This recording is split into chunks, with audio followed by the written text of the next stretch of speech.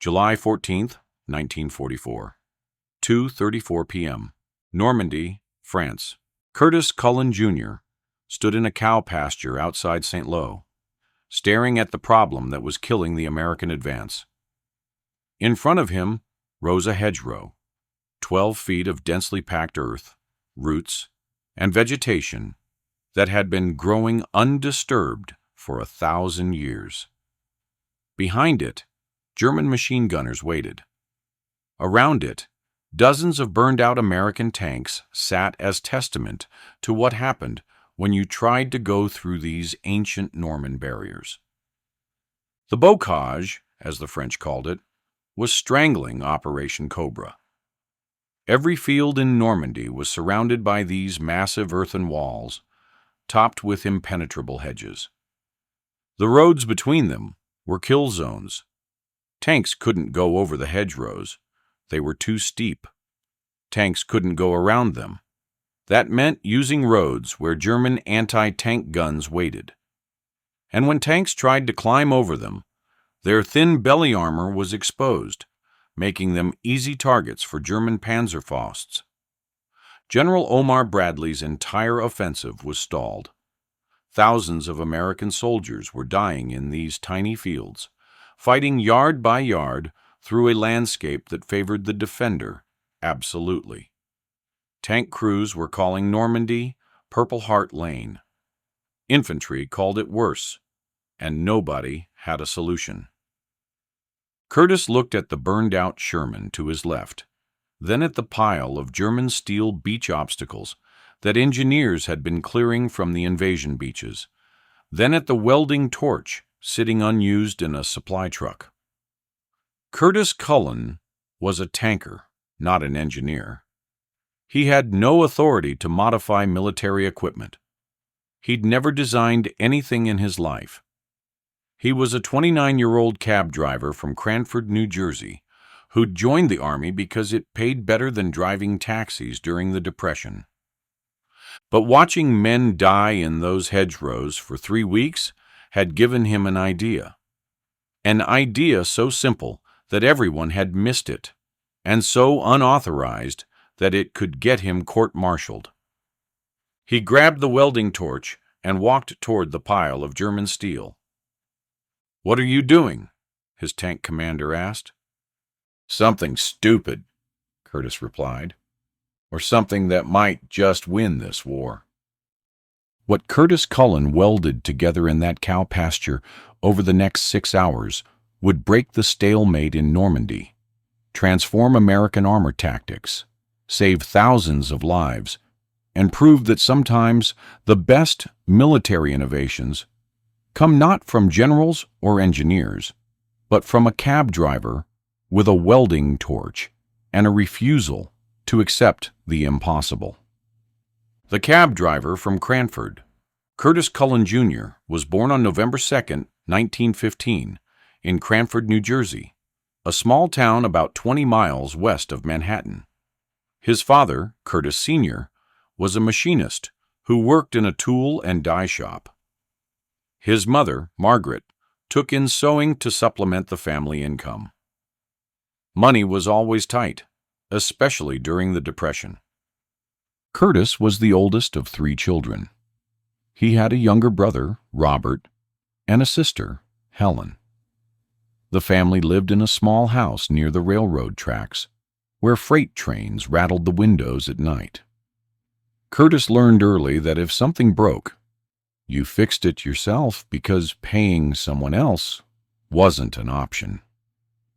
He was good with his hands. At 12, he rebuilt a neighbor's lawn mower engine using parts from a discarded bicycle. At 15, he was helping his father in the shop, learning to read mechanical drawings and operate a lathe.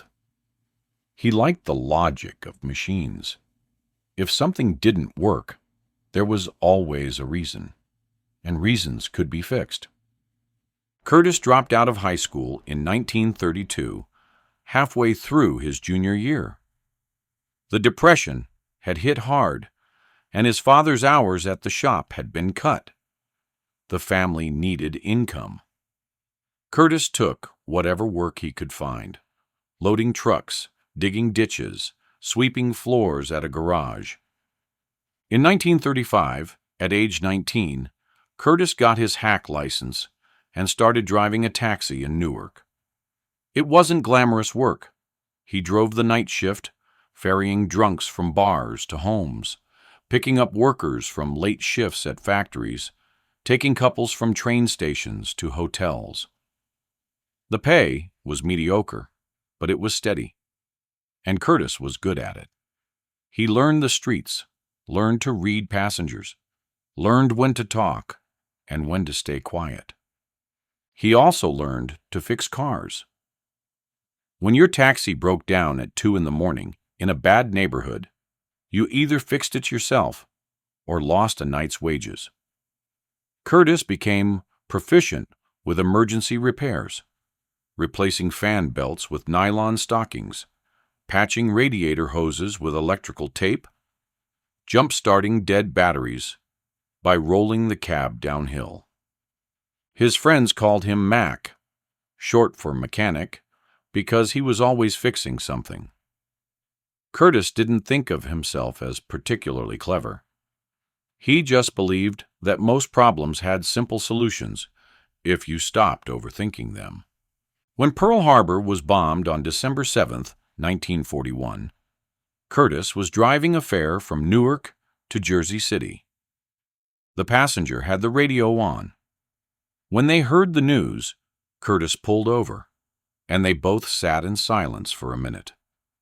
Then Curtis dropped the passenger off, drove home, and told his father he was enlisting. "You sure about this?" Curtis Sr. asked. "No," Curtis said, "but it's the right thing to do." Curtis reported to Fort Dix in January 1942. He expected to be assigned to the infantry. Most draftees were. But the intake officer saw taxi driver and mechanical aptitude on his form and sent him to the armored division. Curtis spent 6 months at Fort Knox, Kentucky, learning to drive, maintain, and eventually command an M4 Sherman tank. He liked tanks. They made sense to him the way taxis had. Machines with jobs to do. They broke, you fixed them. They needed fuel, you fueled them. They had a purpose, and you made sure they fulfilled it. By June 1944, Sergeant Curtis Culin, Jr. was a tank commander in C Company, 2nd Armored Division, heading to France as part of the D-Day invasion. His tank was named Cobra King.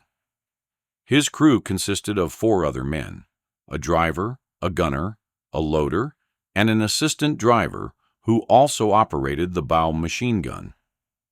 Curtis's job was to keep them alive and complete their missions. He had no idea that the hedgerows of Normandy were about to turn those simple goals into an impossible nightmare.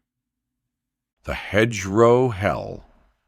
The bocage of Normandy had been growing for over 1,000 years.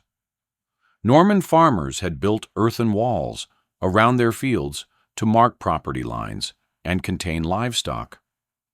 On top of these walls, they planted hedges, hawthorn, oak, beech, whose roots grew deep and thick, binding the earth into barriers harder than concrete. By 1944, these hedgerows were 8 to 12 feet tall and 4 to 6 feet thick at the base. The fields between them were small, maybe 100 yards on a side. Every field was surrounded by these walls. The roads connecting them were narrow, sunken lanes, hemmed in by even taller hedgerows. For the Germans defending Normandy, the bocage was perfect. Machine gunners could hide behind hedgerows with total cover and clear fields of fire. Mortar teams could drop rounds into the tiny fields and disappear before anyone could locate them. Snipers had unlimited positions, and German panzers could move along the sunken roads, protected from American tanks by terrain alone. For the Americans attacking through the bocage, it was hell. Infantry couldn't see more than one field ahead. Artillery was less effective because the hedgerows absorbed shrapnel. Air support was useless because pilots couldn't identify targets through the dense vegetation. And tanks, the American advantage in armor, became liabilities. The standard tactic was for a Sherman to approach a hedgerow, tilt upward to climb over the earthen bank, and push through the hedge on top. But the moment the tank tilted up, its belly armor, only 1 inch thick, was exposed. German soldiers with Panzerfausts or anti-tank guns could easily penetrate the thin armor and destroy the tank. Curtis watched it happen repeatedly during the first week after D-Day. Tank approaches hedgerow. Tank tilts up. German fires Panzerfaust. Tank explodes. Crew dies. Again and again and again. Commanders tried different tactics. Some tanks attempted ramming through hedgerows at full speed. The hedgerows won, roots too strong, earth too solid. Some tanks tried finding gaps in the hedges. The Germans mined or covered every gap with machine guns. Some tanks tried using roads exclusively. The roads became graveyards. By late June, the American advance through Normandy had slowed to a crawl. Units were taking 50% casualties, fighting through just a few miles of bocage. Tank losses were unsustainable. The 2nd Armored Division alone lost over 30 tanks in 2 weeks, most of them to concealed anti-tank weapons, firing at exposed belly armor. General Omar Bradley, commanding the First Army, was desperate. The entire Normandy campaign was behind schedule. The British and Canadian forces to the east were stalled outside Caen. The Americans in the west were bleeding out in the hedgerows. Bradley was planning a massive breakout operation called Operation Cobra, but it required punching through the bocage quickly. Without a solution to the hedgerow problem, Cobra would fail. Engineers tried explosives to blow gaps in hedgerows. It worked, but it was slow, dangerous, and required infantry to clear each gap under fire. Dozer tanks were brought up to bulldoze through hedgerows. They worked better, but were rare, and the Germans quickly learned to target them first. Flamethrower tanks were tried. They could burn through vegetation, but couldn't penetrate the earthen banks. Nothing worked fast enough. Nothing was survivable. The bocage was winning. And then Curtis Culin had an idea. The idea born from junk. Curtis wasn't trying to solve the hedgerow problem. He was trying to keep his tank crew alive. After watching another Sherman burn in front of a hedgerow on July 2nd, the crew screaming on the radio as ammunition cooked off inside the hull, Curtis sat on the back deck of Cobra King and tried to think. The problem was clear. Climbing over hedgerows exposed the belly. The solution seemed impossible. You couldn't go through the hedgerows because they were too solid, and you couldn't go around them without using roads. But what if you could go through them? Not by climbing over, by cutting through the base. Like a plow through dirt. Curtis walked over to a pile of German steel beach obstacles that engineers had been clearing from the invasion beaches and dragging inland. The obstacles were made of heavy angle iron, welded into X shapes, and designed to rip the bottoms out of landing craft. They were strong, sharp-edged, and completely useless now that the invasion was over. Curtis stared at them for a long time. Then he grabbed a piece of chalk and started sketching on the side of his tank. His driver, a kid from Ohio named Eddie Kowalski, watched him. "What are you doing, Sarge?" "Thinking," Curtis said. "About what?" "About how we're going to cut through those hedgerows instead of climbing over them." Eddie looked at the sketch. It showed several steel prongs welded to the front of a tank, angled downward like tusks. "You think that'll work?" "I don't know," Curtis admitted. "But it's better than dying the way we've been dying." Curtis's plan was simple. Weld 4 or 5 steel prongs to the front of a Sherman, heavy enough to withstand impact, angled downward to dig into the base of a hedgerow.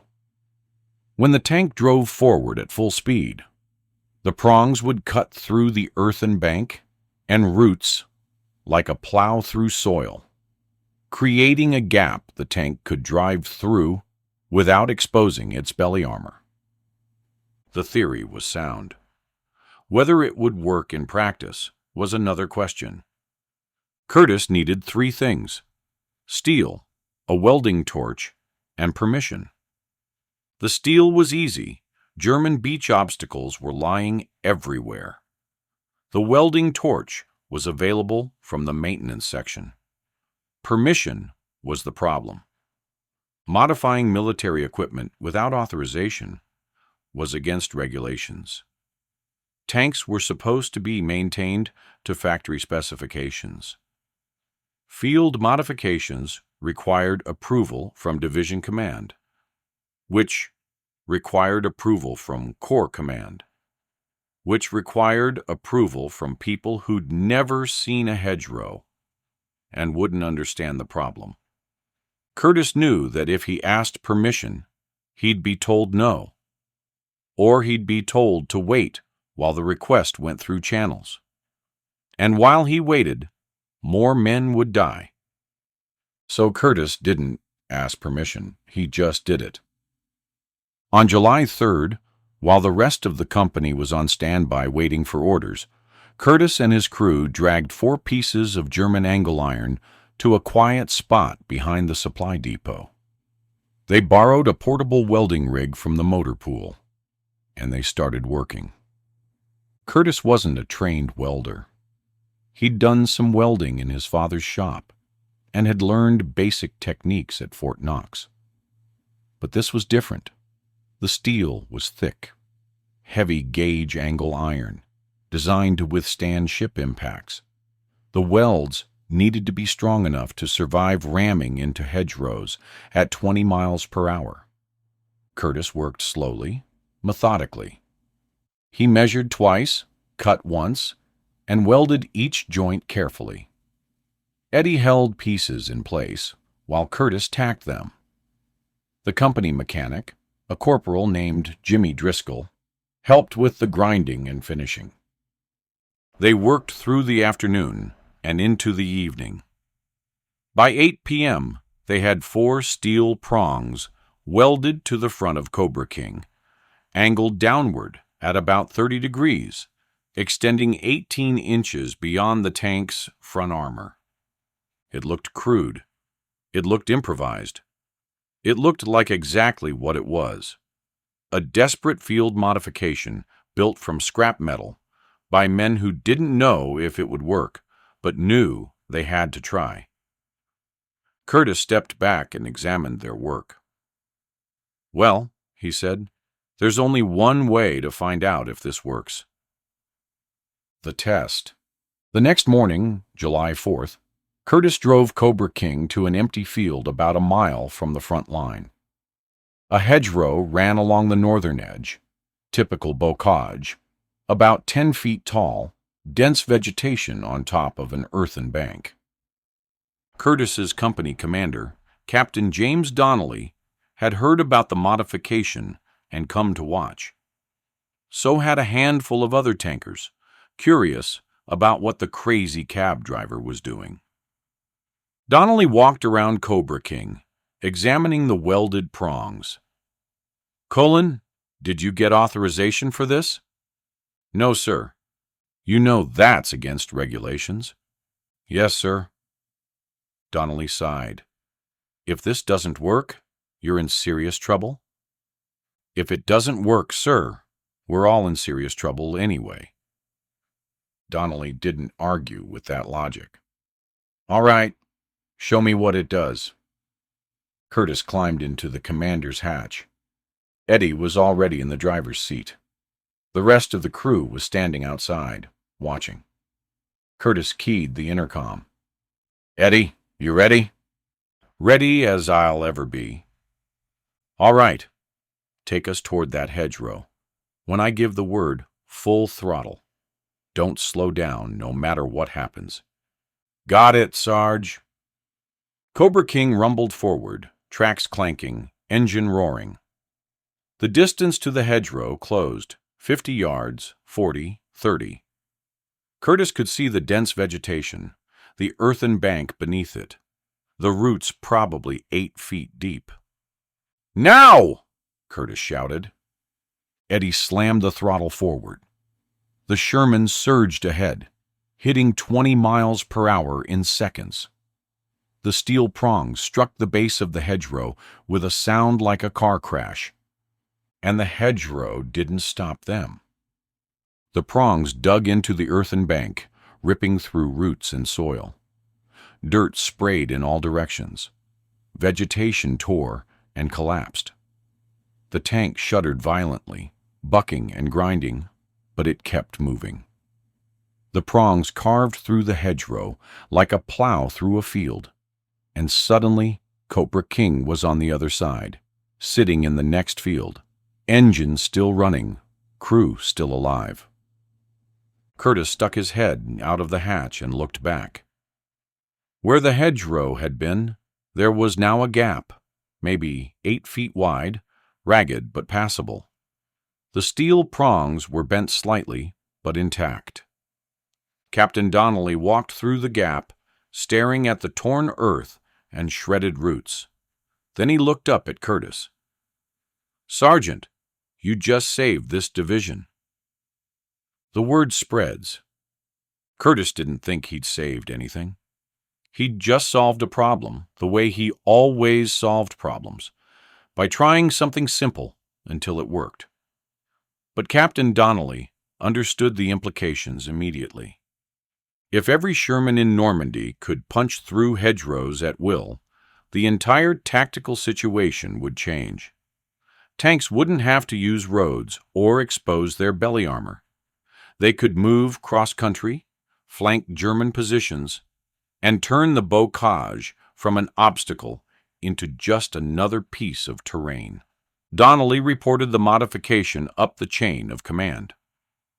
By that afternoon, a major from division headquarters arrived to inspect Cobra King. By the next morning, a colonel from Corps Command was there.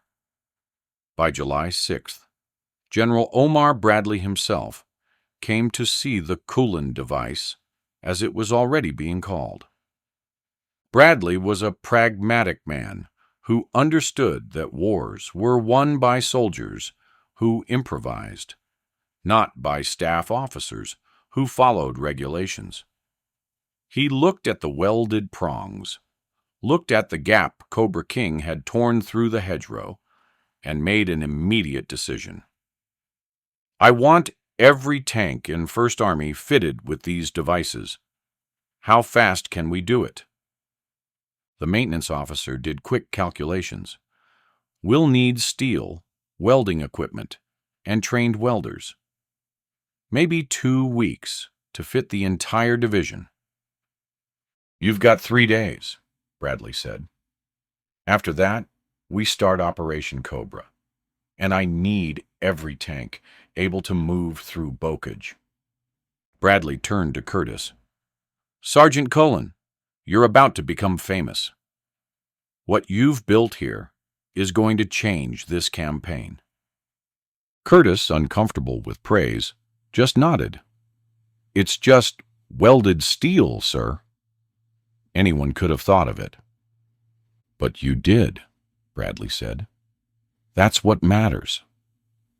The mobilization. What followed was one of the most rapid field modifications in military history. Division commanders across First Army were ordered to fit all operational Shermans with hedgerow cutters immediately. The problem was resources. There weren't enough welding torches, not enough trained welders, and critically, not enough steel. The German beach obstacles were the obvious source, thousands of tons of angle iron, sitting unused on the invasion beaches. But there was a problem. The beaches were 30 miles away, and transportation was limited. Every truck was needed to haul ammunition, fuel, and food to the front. An enterprising quartermaster officer named Lieutenant Richard Benson solved it.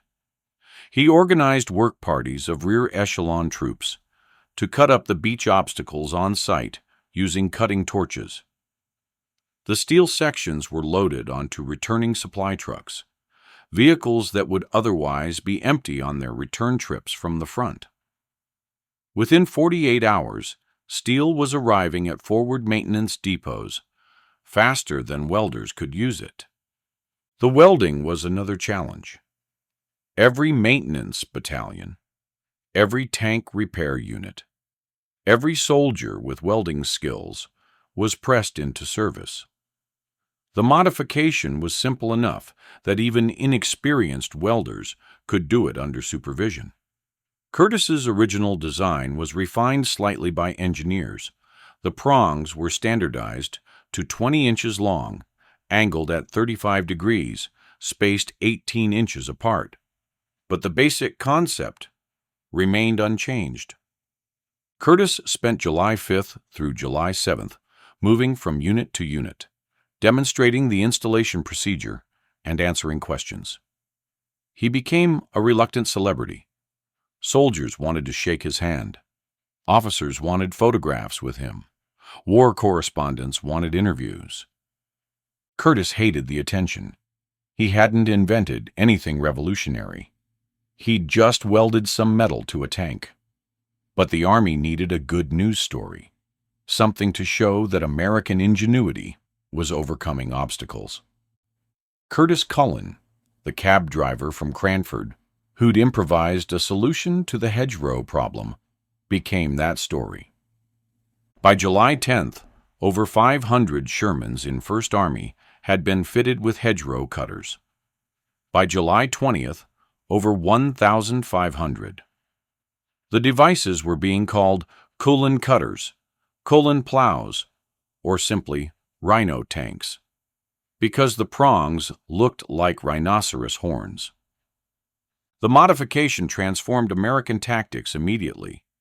Tanks that had been confined to roads could now move cross-country. Infantry that had been pinned down by German machine guns could now advance behind tanks cutting through hedgerows. Artillery that had been limited by terrain could now move forward quickly to support advancing units. The Germans were unprepared. Their entire defensive strategy relied on the bocage channeling American forces into kill zones. When Shermans suddenly started punching through hedgerows at will, German defensive positions collapsed. Machine gun nests were bypassed. Anti-tank positions were flanked. Entire German units found themselves surrounded. The breakout, Operation Cobra, launched on July 25, 1944. It was the largest American offensive of the Normandy campaign. A massive assault designed to break through German lines and race south toward Brittany and east toward Paris. The operation began with a devastating aerial bombardment. Over 1,500 American bombers dropped 4,000 tons of explosives on German positions along a 5-mile front. The bombardment was supposed to obliterate German defenses, but it was only partially successful. Many German units, dug into the bocage, survived the bombing and were ready to fight. Without the Culin cutters, Cobra might have stalled. American tanks would have been forced to use roads where German anti-tank guns waited. But with hedgerow cutters installed, Shermans poured through gaps in the German lines, exploiting breakthroughs, bypassing strong points, racing through the bocage that had taken 3 weeks to penetrate in June. Curtis Culin's tank, Cobra King, was in the first wave. He led his platoon through 5 hedgerows in the first hour, cutting gaps that other tanks followed through. By the end of the first day, American armor had advanced 7 miles, a distance that would have taken a week without the cutters. By July 27th, the German defensive line had collapsed. General George Patton's Third Army, waiting in reserve, poured through the gap and raced across France. The bocage that had stopped the Allies for 6 weeks was suddenly just terrain in the rearview mirror. Curtis didn't think of himself as having won anything. He was too busy staying alive. But other people understood what he'd accomplished. On July 30th, Curtis was summoned to division headquarters. General Bradley was there, along with several other senior officers. Bradley shook Curtis's hand. "Sergeant Culin, I'm recommending you for the Legion of Merit. Your innovation has saved thousands of American lives and made Operation Cobra possible. You should be very proud." Curtis, still uncomfortable with recognition, just said, "Thank you, sir. I was just trying to help my crew." "You helped a lot more than your crew," Bradley said. "You helped win this war." The recognition and the reluctance. Curtis Culin never sought credit for his invention. After the war, he returned to Cranford, New Jersey, and went back to driving taxis. He rarely talked about Normandy. When pressed, he'd say, "I welded some metal onto a tank." Lots of guys did more important things. But the Army didn't forget. In October 1944, Curtis was awarded the Legion of Merit for outstanding ingenuity and initiative in the development of a device which materially aided the Allied advance through Normandy. The citation praised his quick thinking and mechanical aptitude, which saved countless American lives and broke the enemy's defensive positions. Curtis accepted the medal quietly. He was promoted to staff sergeant, but declined a commission, saying he was happy where he was. He served until the war ended in 1945, then returned home to his family. Historians later recognized the Culin cutter as one of the most important tactical innovations of the Normandy campaign. Military analysts estimated that hedgerow cutters reduced American tank losses by 50% in the bocage and accelerated the breakout by at least 2 weeks. British historian Max Hastings wrote, "Cullin's device was a perfect example of battlefield innovation. Simple, effective, and born from necessity rather than design." American historian Stephen Ambrose called it one of the great improvisations of the war, noting that a cab driver from New Jersey solved a problem that had stumped engineers, generals, and planners. But the most telling endorsement came from the tank crews themselves. Soldiers who fought in Normandy credited the hedgerow cutter with saving their lives. One Sherman commander wrote in his diary, "Before Cullin's plow, every hedgerow was a death sentence. After, they were just bumps in the road." Curtis Culin, Jr. died on May 10, 1963, at the age of 47 from a heart attack. His obituary in the Newark Star-Ledger mentioned his role in developing the hedgerow cutter, but focused more on his post-war life as a taxi driver and family man. He was survived by his wife, Helen, and 2 children. At his funeral, 12 men who had served in the 2nd Armored Division attended. None of them had known Curtis personally during the war, but all of them had used hedgerow cutters on their tanks. One of them, a retired tank commander named Robert Adams, said simply, "He gave us a chance." That's all any soldier can ask for, a chance. The legacy in steel. The Culin cutter remained in use for the rest of World War II in Europe. As American forces moved beyond Normandy into more open terrain, the devices were removed from most tanks since they were no longer needed and added unnecessary weight. But the principle behind the invention, that field modifications based on battlefield observation could be more effective than factory designs, became part of Army doctrine.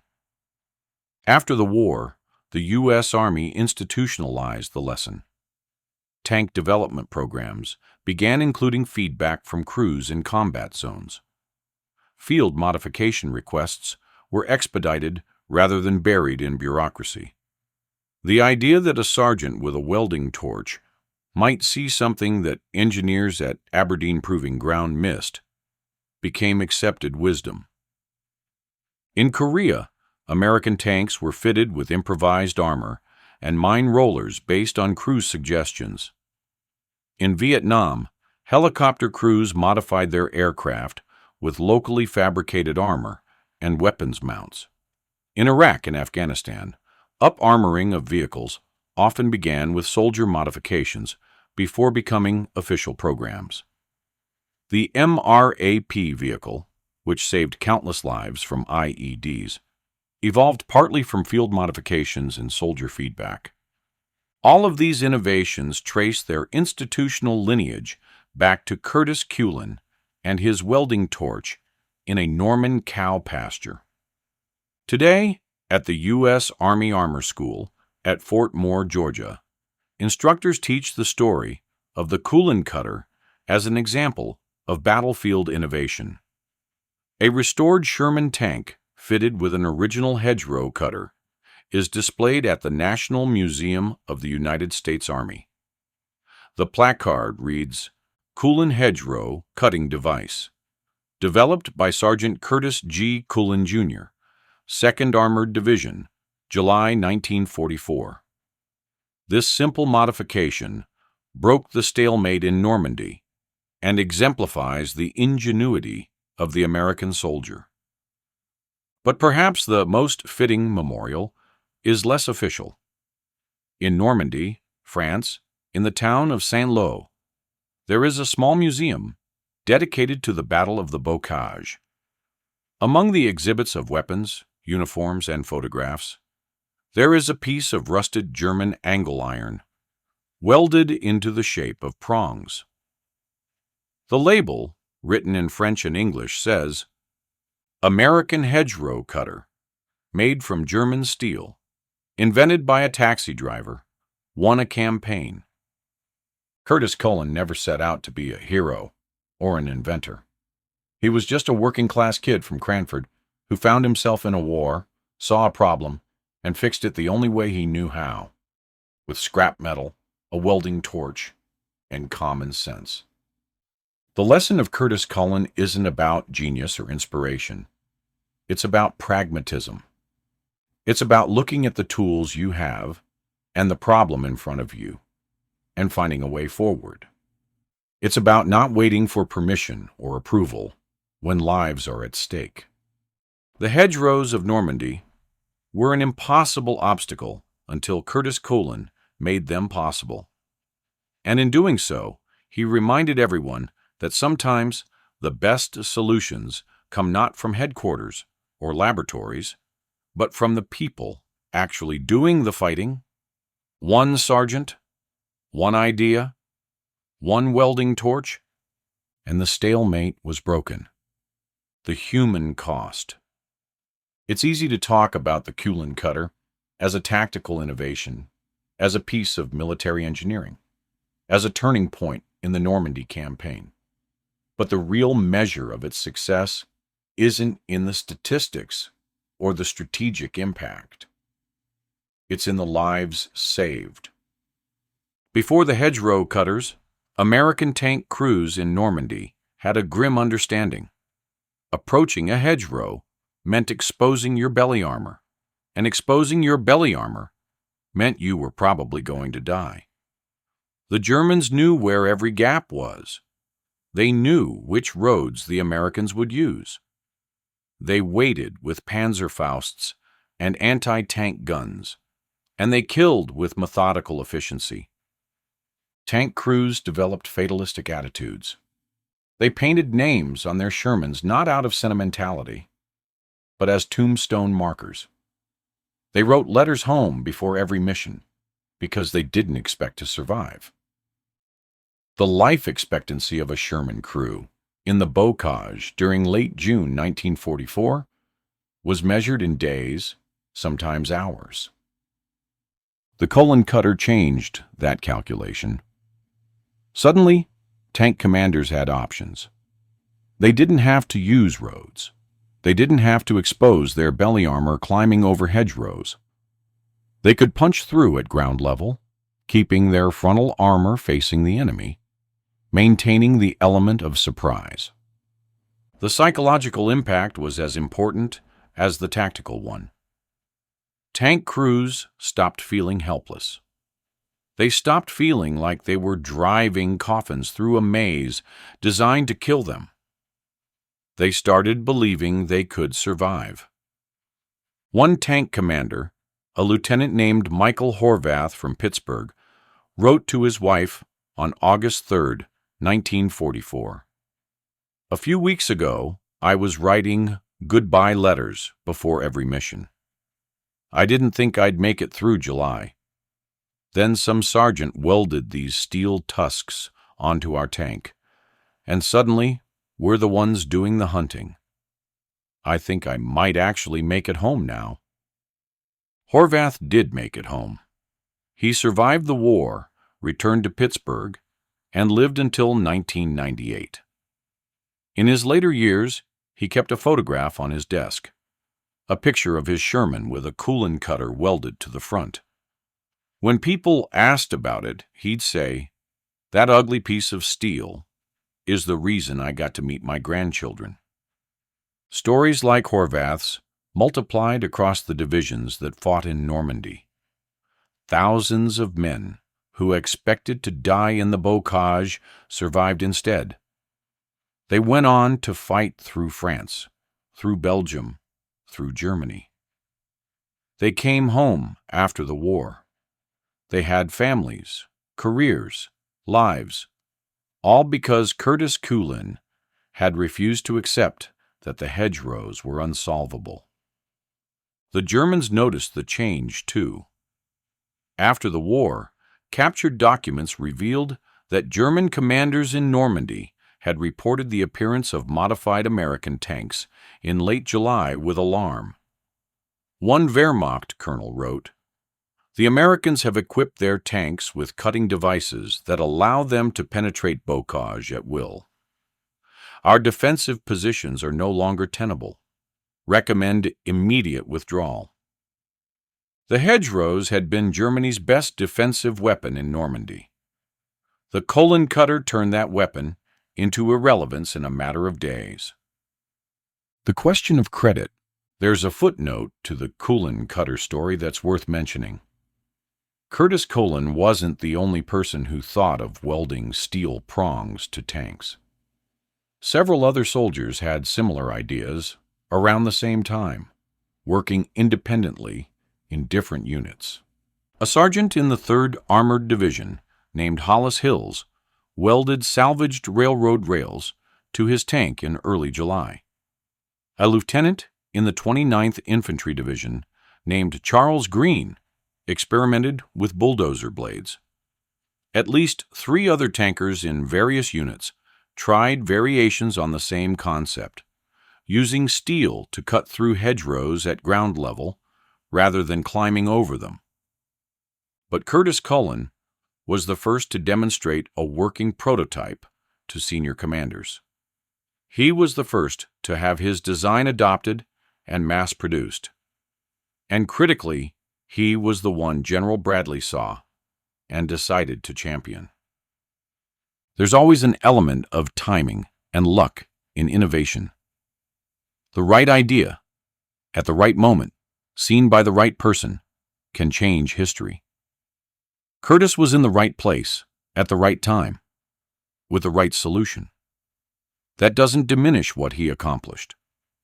It just reminds us that history is made by individuals, but shaped by circumstances. Curtis himself was always uncomfortable with sole credit. In a 1957 interview with a military historian, he said, "I'm sure other guys had the same idea. I just happened to be the one who got it in front of General Bradley. If it hadn't been me, someone else would have figured it out eventually. Maybe. But eventually would have meant more weeks of stalemate, more casualties, more delays in the Allied advance. The fact that Curtis Culin was the one who made it happen when it needed to happen is exactly why his contribution mattered." The lives after. Curtis Culin returned to Cranford, New Jersey in December 1945. He was 30 years old, a decorated veteran with a Legion of Merit and a reputation as the man who invented the Rhino Tank. But he didn't want to be defined by the war. He went back to driving a taxi. He bought a small house on Union Avenue. He married Helen Kowalski, Eddie's sister, whom he'd met when Eddie introduced them through letters during the war. They had 2 children, a boy and a girl. Curtis coached Little League. He volunteered at the local VFW. He fixed neighbors' cars in his driveway on weekends. People in town knew he'd done something important in the war, but Curtis didn't talk about it. When someone would bring up the hedgerow cutter, he'd change the subject. He didn't want to be the war hero. He just wanted to be Curtis, the guy who drove a cab and fixed broken things. His son, Curtis III, asked him about the war once in 1960. Curtis was in the garage rebuilding a carburetor. His son, 16 years old and full of questions, said, "Dad, my history teacher, said you invented something that won the war. Is that true?" Curtis looked up from the carburetor. "I welded some metal onto a tank. It helped, but I didn't win anything. A lot of guys did more important things." "Like what?" "Like dying," Curtis said quietly. "They're the heroes. I just got lucky." Curtis III never asked again. In 1962, Curtis started having chest pains. He ignored them, thinking it was indigestion. On May 10, 1963, he was driving a fare from Cranford to Newark when the pain became unbearable. He pulled over, told the passenger to call an ambulance, and collapsed behind the wheel. He died before the ambulance arrived. He was 47 years old.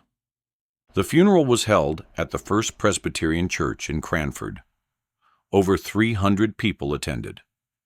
The eulogy was delivered by Captain James Donnelly, retired, who had been Curtis's company commander in Normandy. Donnelly said, "Curtis Culin saved my life. He saved the lives of every man in our company. He probably saved thousands of men he never met. But he never asked for credit. He never sought glory. He just did what needed doing and went back to being a regular guy." That's who Curtis was. And that's why we'll never forget him. After the service, 12 veterans from the 2nd Armored Division stood in formation outside the church. As Curtis's casket was carried to the hearse, they saluted, not the formal military salute, but the tanker's salute, fist to heart.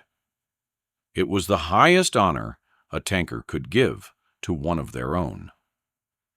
The enduring lesson. The story of Curtis Culin and the Rhino Tank is more than a tale of battlefield innovation. It's a reminder of what ordinary people can accomplish when necessity demands it. Curtis wasn't an engineer. He wasn't a trained inventor. He didn't have advanced education or specialized knowledge. He was a cab driver who understood machines and wasn't afraid to try things. When he saw a problem, he didn't wait for someone else to solve it. He didn't assume that smarter people would handle it. He just picked up a welding torch and started working.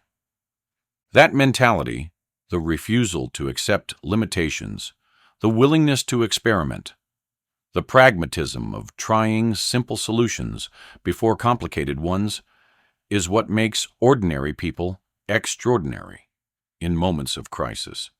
The military recognized this after World War II and tried to institutionalize it. The Army created programs to encourage soldier innovation. They established channels for field modifications to be evaluated and adopted quickly. They started training officers to listen to enlisted personnel who had frontline experience. But institutions can only do so much. At the end of the day, innovation requires individuals who are willing to step outside the rules, take risks, and face potential consequences. Curtis Culin could have been court-martialed for modifying his tank without authorization. He could have been punished for wasting resources on an experiment that might not work. He chose to take that risk because he believed lives were more important than regulations. That's the real lesson. Not the technical details of the Culin cutter, but the mindset that created it. The belief that when the rule book fails, you write your own rules. That when the experts don't have answers, you find them yourself. That when lives are at stake, you act, even if it means breaking the rules. Curtis Culin died in 1963, but his legacy lived on in every soldier who looked at a problem and thought, there has to be a better way. In every mechanic who improvised a solution from scrap parts. In every crew chief who modified equipment to keep it running.